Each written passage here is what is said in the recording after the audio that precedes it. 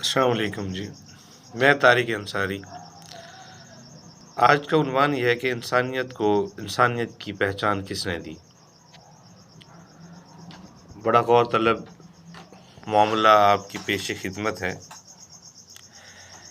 انسان کو انسانیت کی پہچان کس نے دی، مقام اور فکر کس نے دیا؟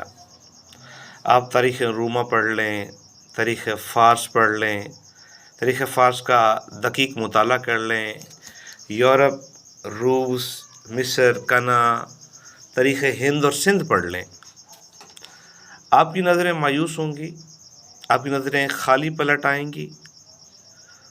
پھر آپ اپنی نظریں شفٹ کریں تاریخ اسلامی پر، جہاں پر آپ صلی اللہ علیہ وسلم کا دور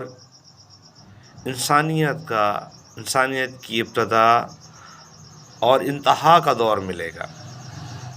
انسانیت کو پروان آپ صلی اللہ علیہ وسلم کی ذات اقدس نے چڑھایا، انسانیت کو ترویج، نشو و نما، میچورٹی آپ صلی اللہ علیہ وسلم کی ذات اقدس کی وجہ سے ملی۔ امیر المومنین حضرت عمر فاروق کا دور اور دور حکومت نے بھی انسانیت کو خوب پروان چڑھایا۔ ظاہر ہے حضرت عمر فاروق رضی اللہ تعالیٰ عنہ آپ صلی اللہ علیہ وسلم کے جانشین اور امیر المومنین تھے۔ حضرت عمر فاروق نے ہی انسانیت کو پروان بھی چڑھایا، معیار بھی دیا اور وقار بھی دیا اور انسانیت کے اسلوب سکھائے۔ اور سب سے بڑی بات یہ ہے کہ آپ صلی اللہ علیہ وسلم کے بعد حضرت عمر فاروق کا دور بھی ہر عام اور ہر خاص شخص کے لیے برابر کا معیار رکھتا تھا۔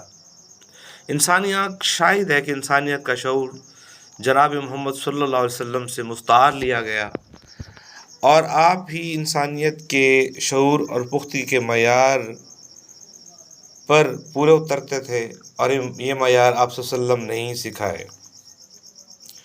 روئے زمین پر نہ کوئی انسان دوست، مردم شناس نہ تھا، نہ آئے گا، نہ ہے سوائے آپ صلی اللہ علیہ وسلم کی ذات اقدس کے۔